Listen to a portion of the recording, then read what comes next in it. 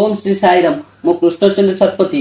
प्रिय दर्शक बंधु मो चैनल को आपण मानु स्वागत जनाऊँ। प्रिय दर्शक बंधु आज जानिया भाग 39 रे मिथुन राशि पुओ झियो केउ राशि व्यक्ति को विवाह कले दाम्पत्य जीवन सुखमय हुए। प्रिय दर्शक बंधु आज जानिबा विवाहर मेलक दुई प्रकार होइथे, जता राशि मेलक और कुंडली मेलक। राशि मेलक और कुंडली मेलक रे पुओ झियोंकर दाम्पत्य जीवन राजजोटक और दाम्पत्य जीवन सुख और दुख जना पड़िଥାଏ। हिंदू शास्त्र अनुଯାयी गोटे व्यक्तिर युवा अवस्था स्त्री जेतिकी आवश्यक पड़िଥାଏ ताठर अधिक आवश्यक वृद्ध अवस्था पड़िଥାଏ। ठीक सेही पड़ी गोटे स्त्रीर युवा अवस्था जेतिकी स्वामी आवश्यक पड़िଥାଏ ताठर अधिक आवश्यक वृद्ध अवस्था पड़िଥାଏ।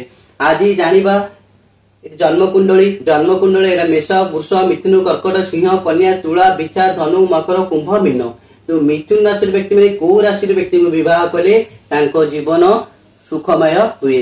तेणु फास्ट मिथुन राशि पुओ और मिथुन राशि झील जदि समान राशि होइथिबो और भिन्न नक्षत्र होइथिबो ताको कहती राजजोटक।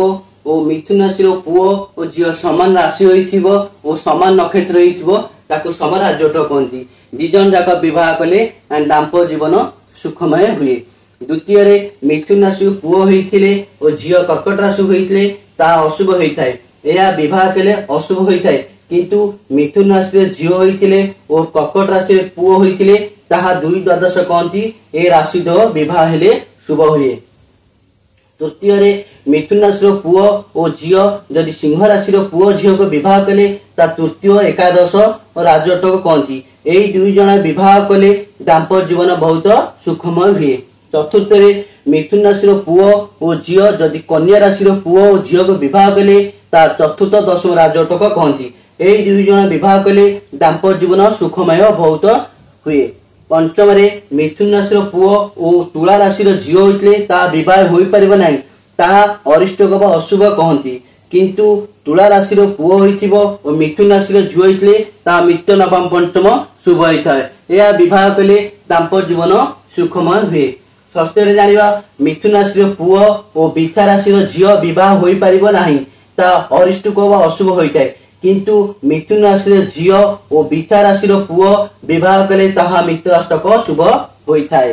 सप्तम रे जानिबा मिथुन राशि पुओ और मकर राशि झील होइतिले ताहा विवाह होई परिबो, ताहा मित्राष्टक शुभ होइथाय।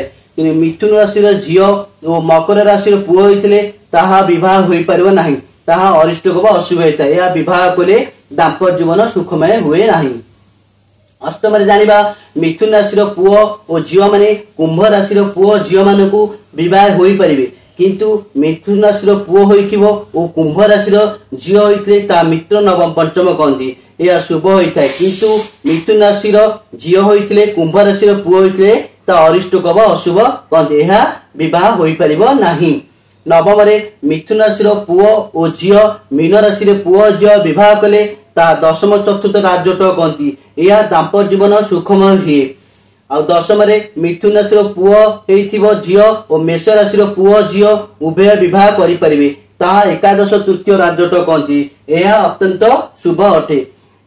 मिथुन राशि पुओ और वृष राशि झील होइतले दुई द्वादश कहती। यह विवाह कले शुभ हुए, किंतु मिथुन राशि झील और वृष राशि पुओ विवाह होई परिबो नाही, ताहा अशुभ अटे। विवाह कले दाम्पत्य जीवन सुखमय हुए नहीं।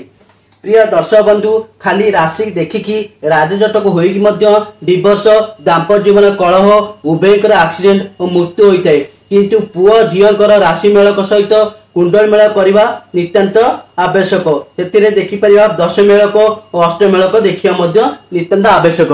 जय जगन्नाथ। प्रिय दर्शक बंधु जदि मो भिडियोटी आपण मानक भल लगुଥାଏ तेबे भिडियो रे लाइक देबे, कमेंट करिवे एवं भिडियो को शेयर कर देबे। आउ चैनल को सब्सक्राइब करने को भूलिबे नहीं। जय जगन्नाथ। प्रिय दर्शक बंधु जदि मो भिडियोटी आपण मानक भल लगुଥାଏ तेबे भिडियो रे लाइक देबे, कमेंट करिवे एवं भिडियो को शेयर कर देबे। आउ चैनल को सब्सक्राइब करने को भूलिबे नहीं। जय जगन्नाथ।